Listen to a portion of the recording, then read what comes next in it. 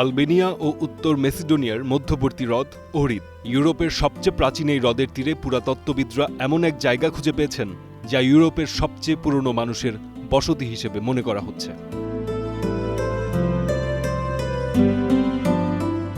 জায়গাটি লিন গ্রামে অবস্থিত।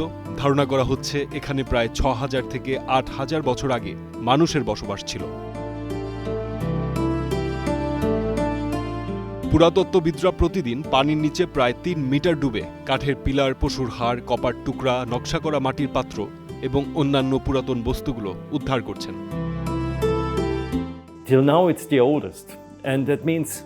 ইতালি, স্পেন ও ইউরোপের অন্যান্য প্রাচীন বসতি থেকে প্রায় ৫০০ বছর বেশি পুরনো এই লিন গ্রাম। একে ইউরোপের সবচেয়ে পুরনো জলাভিত্তিক বসতি বলা যায়।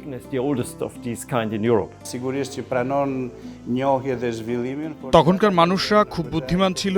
এলাকার মানুষরা কৃষিকাজ করত, পশুপালন করত, পাহাড়ে শিকার করত আর নদীতে মাছ ধরে জীবনযাপন করত। অনুসন্ধানের অংশ হিসেবে পুরাতত্ত্ববিদরা এখন পর্যন্ত মাত্র ১% জায়গা খনন করেছেন।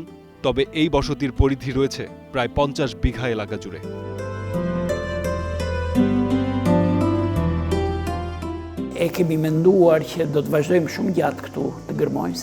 আমরা শুধু শুরু করেছি। এই জায়গায় খনন কাজ চালাতে হবে অনেক দিন। ভবিষ্যতে এখানে অনেক কিছু আবিষ্কার হবে।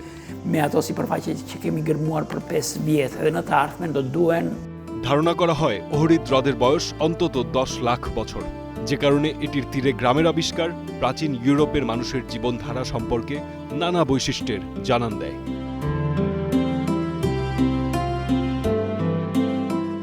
ফারদিন খান, স্টার নিউজ।